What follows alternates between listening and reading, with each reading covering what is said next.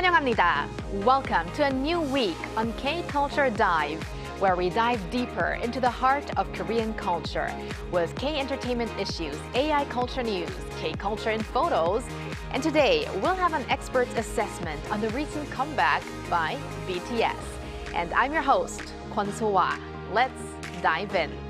Joining me today is my co-host Bella Kim. Hello, Bella. Hi, Zoa. Happy Monday, Zoa. Happy Monday. And happy Monday to everyone joining us today on K-Culture Dive.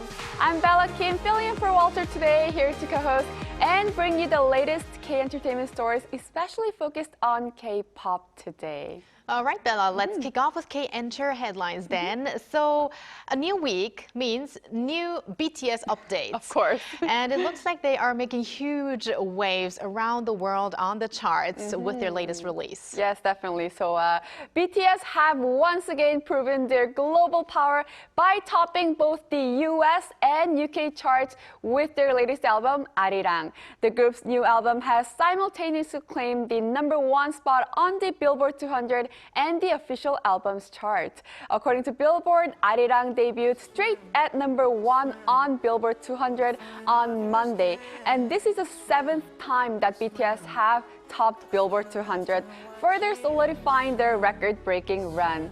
In addition, Arirang also topped the UK's official albums chart, as it also debuted at #1 on the Top 100.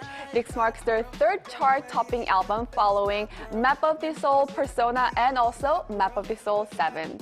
Meanwhile, the title track of the album, Swim, entered the official singles chart at #2, setting a new personal best for the group. This surpasses their previous peak of #3 with their hits like Dynamite, Butter, and also My Universe. In addition, 2 more tracks from the album, Body to Body and FYA, also made the top 100, bringing the total to 3 charting songs on the UK singles chart. And we'll talk more BTS with David Kim in a Of bit. course. But before that, Bella, we have more K-pop artists making headlines with big, major achievements. Right. And I hear a handful of them won at this year's iHeartRadio Music Awards. So who are we starting with? We're going to start with Rosé from Blackpink. At 2026 iHeartRadio Music Awards held in Los Angeles last Thursday, she took home 2 awards, Best Collaboration and K-pop Artist of the Year, with her hit single, of course, 아파트, 아파트, 아파트, playing right now in the back, featuring Bruno Mars.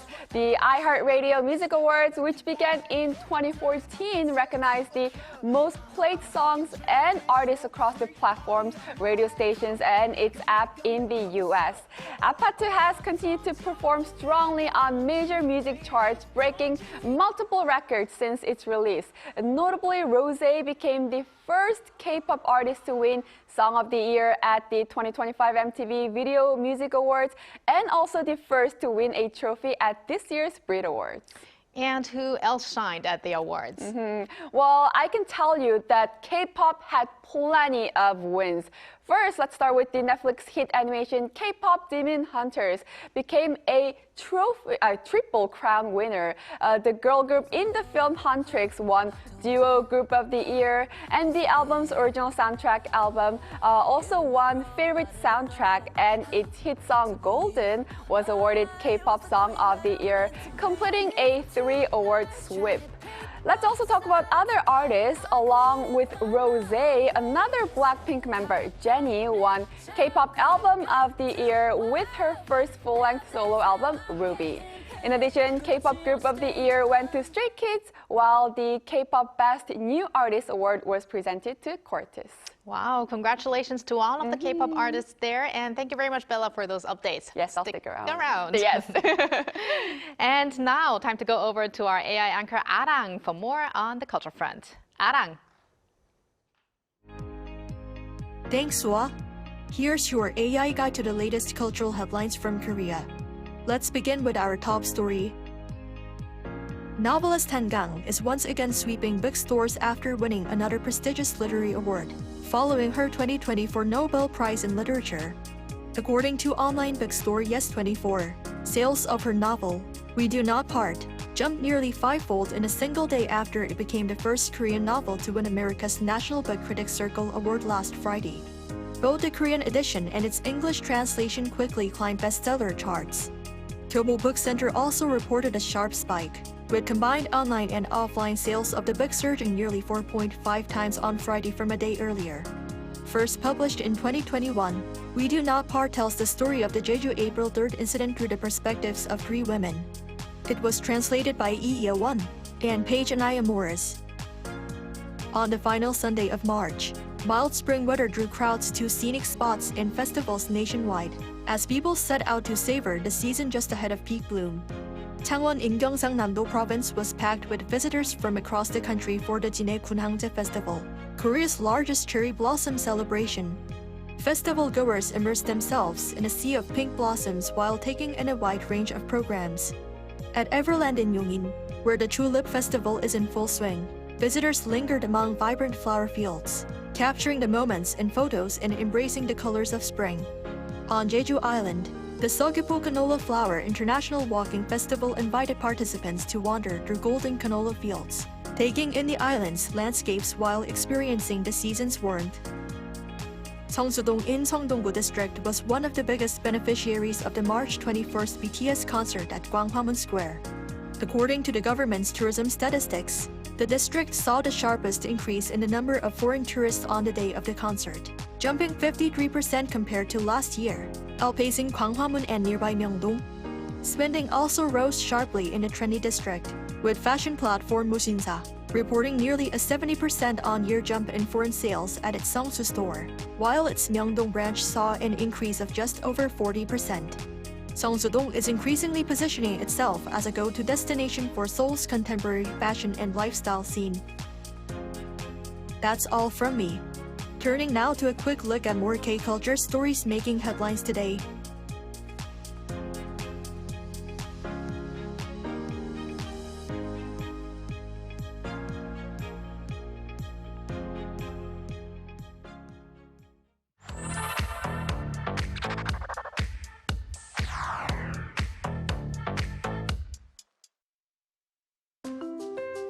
Through a single photo at a time, we take a closer look at culture in Korea. This is K-Culture in Photos.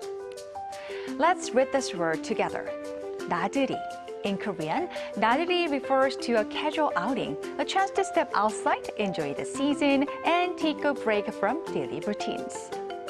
With the arrival of spring, many people in Korea are heading out for 나들이, especially to historical palaces. Each season brings a different charm, but in spring, these palaces become especially picturesque. What's also striking is the number of international visitors dressed in hanbok, enjoying their own spring outing in these traditional settings. And when it comes to spring outings, nothing quite compares to flower trips. From bright yellow canola fields in Jeju Island to quiet moments in blooming gardens, people fully embrace the season. In one scene, children proudly show off rings they've made out of flowers, while in another, a group of women stroll through fields of blossoms, taking in the beauty at their own pace. So, where would you go for your spring 나들이? Take a look at the stunning view stretching across the sea. This is Cheongna Bridge in Incheon, already impressive on its own. But here's the twist. Did you know you can actually experience something thrilling right on this bridge? This is called an edge walk at a height of over 180 meters above sea level. Visitors step outside the observatory, secured with safety harnesses, and even lean back over the edge. And it sounds terrifying, but look at their faces. They actually seem to be enjoying it. Now, look at these photos. They almost seem like they're dancing, with trained staff guiding every step, sometimes even striking playful poses with experience feels both safe and surprisingly fun. And it's not just about the edge walk. During its opening, the bridge even hosted marathons and other events, bringing people together in a truly active way. So this isn't just a bridge you cross, it's a bridge you experience. Now, here's something you don't see every day. A wide open beach, the ocean stretching out in front and right under grass. Outdoor fitness equipment. Welcome to the Ocean Gym in Gangneung. It's a unique space where nature and everyday life come together. Let's take a closer look. You'll find people of all ages working out here, from seniors building strength to kids playing nearby. And over there, a little girl watches her dad exercise with her mom. Maybe she's cheering him on or making sure he's doing it right. It almost feels like a small everyday moment unfolding by the sea. And once you're done working out, don't forget, this place also doubles as a perfect photo spot with swings facing the sea and a playful heart-shaped sculpture. It's a space where fitness meets fun. Who knew a gym could come with a view like this? It might just be the most refreshing workout you'll ever have. These may look like ordinary trash bags. In Korea, they are called Cheongna bags, and you can easily find them at supermarkets or convenience stores. But recently, these everyday items have been making headlines. Concerns over supply shortages have grown as the main material used for them has been affected by instability in the Middle East. Local governments, however, say they are securing enough supply to prevent any major disruption. And speaking of these bags, they are actually a key part of Korea's waste system. Separating recyclables has become a part of daily life, not only for adults, but also among children. You'll often see people carefully sorting plastics, food waste, and general trash, a small habit that reflects a broader awareness of sustainability. So even something as simple as a trash bag can tell you a lot about everyday life in Korea. Peaceful outings, thrilling moments, everyday lifestyles, and even sustainable habits. Each snapshot reveals a different side of life in Korea.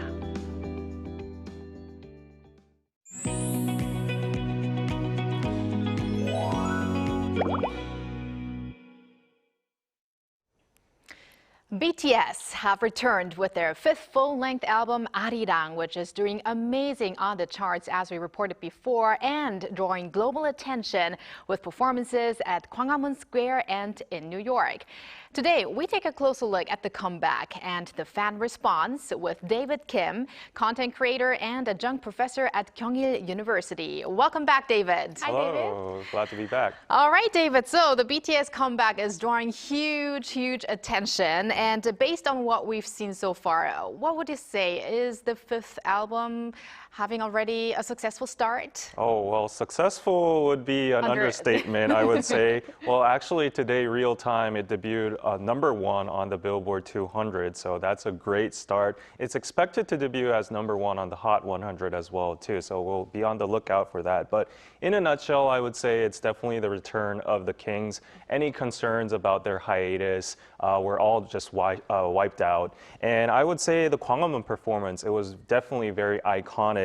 Massive amounts of people just gathered at Gwanghwamun. It was a historic performance. They just showed their capabilities over there. And according to HYBE, a staggering amount of 100,000 people gathered apparently on the site. So that was definitely very iconic. On top of that, for the people like me who were afraid of crowds, watched on Netflix, and according to Netflix, the live stream peaked at 18.4 million concurrent viewers, ranking #1 in 24 countries globally. That is amazing. So on top, in terms of sales right now, the album is doing great. We are currently well over 4 million copies just in Korea for the first week of sales. More is to be expected definitely globally as well too.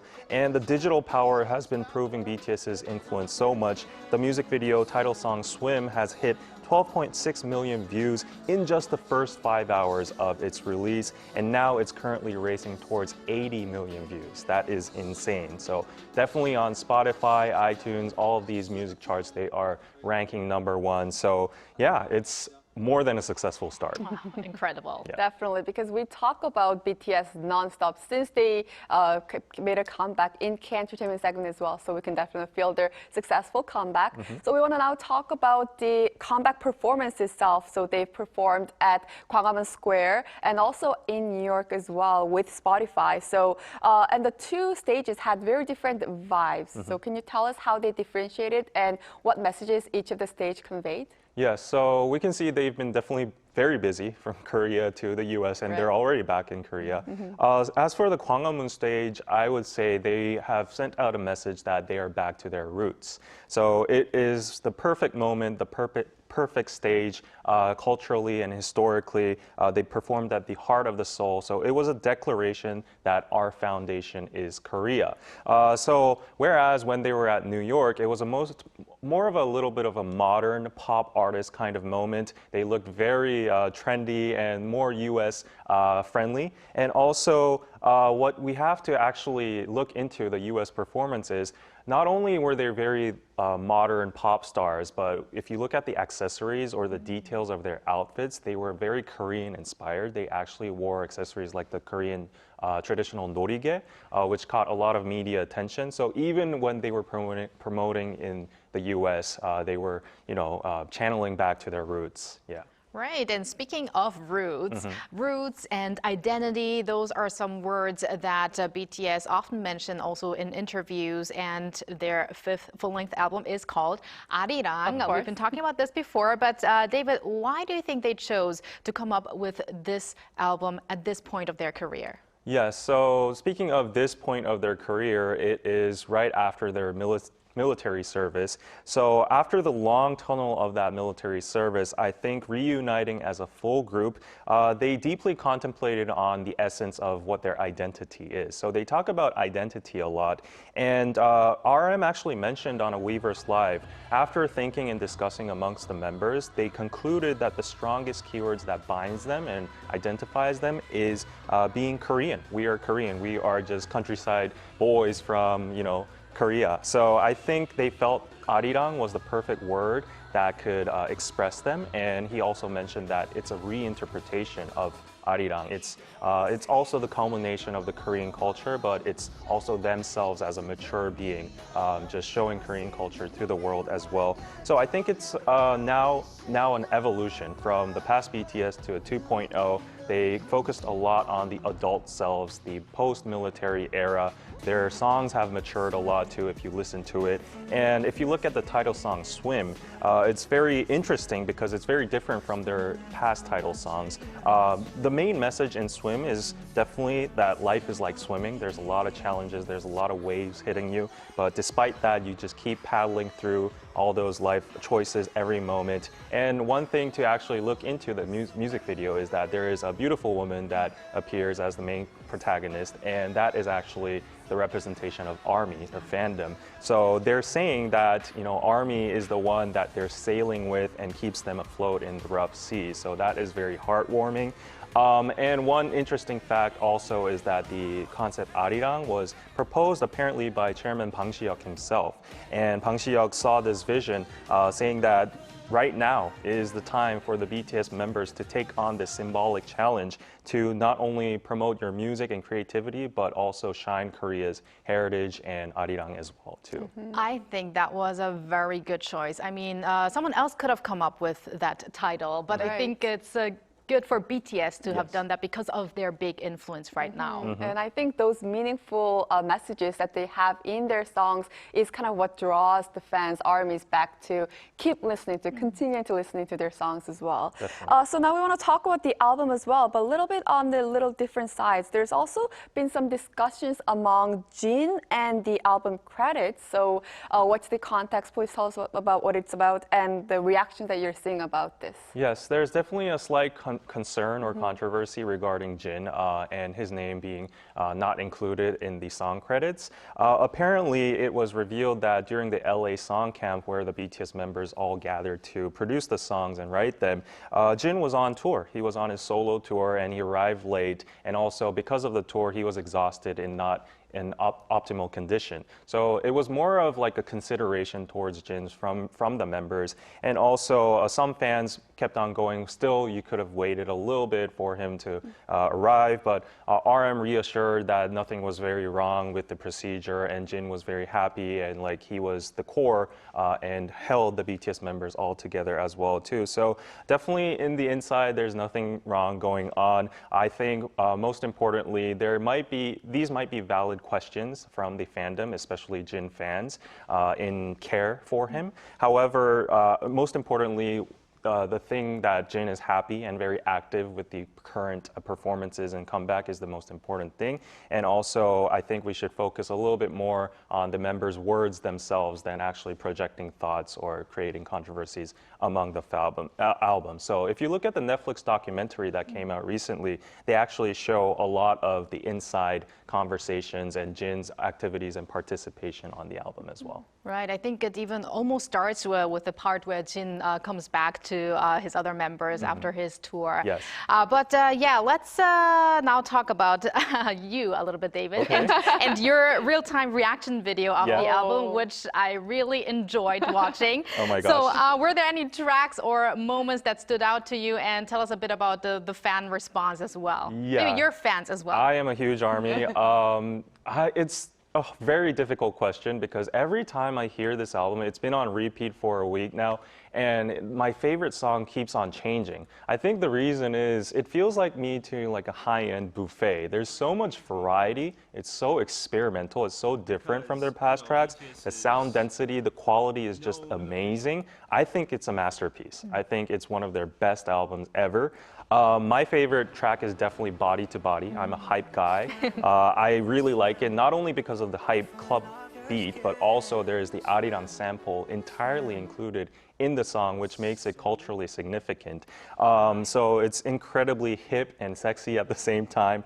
But as I said, my ranking keeps on changing. If I were to pick my top 5, it would be like Body to Body, Fire, Aliens 2.0, Hooligan, Swim, and Like Animals, basically the whole album. Yeah, basically. But I do think one thing we need to spotlight is this unique track called Number 29. I don't know if you've heard it, but I have. Yes, it samples the sound of the divine bell of King Seondeok, and it creates this very sacred atmospherical vibe and pause in the middle of the album. It kind of serves like an intermission onto the more emotional and sensitive songs. So I think that was a very bold move. It was very experimental, and ARMYs have a goal to actually list it on the charts, and that's going to be very interesting to watch. Yeah. I thought that was genius. It was genius. I mean, before the next track came out, I was just thinking, oh, maybe they did something on purpose to have a little just quiet rest in between. But then I listened closely to it, and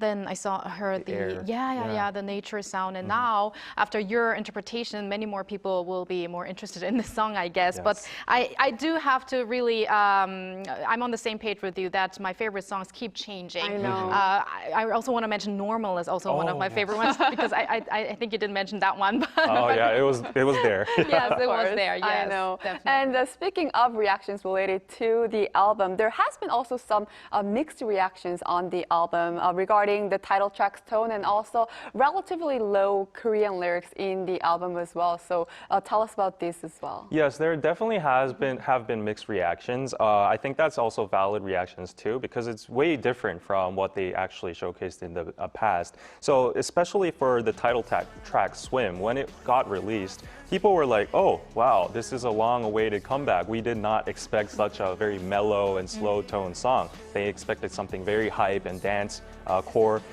So I think that was like a natural reaction. I myself, when I was doing my first reaction, thought Body to Body or Hooligan would have been a better title track. And on top of that, as you mentioned, when the Arirang title of the album was released, people thought it would be a very traditional Korean track with a lot of Korean lyrics, a lot of references to the Korean heritage and stuff, but it was totally different. So people were initially thinking, oh, what's this disconnect with the album concept and whatnot. But however, surprisingly enough, after watching the documentary, it was revealed that the members had the exact same concerns and exact same reactions as the public right now what we're talking about the Korean lyrics, about the album concept, about Swim.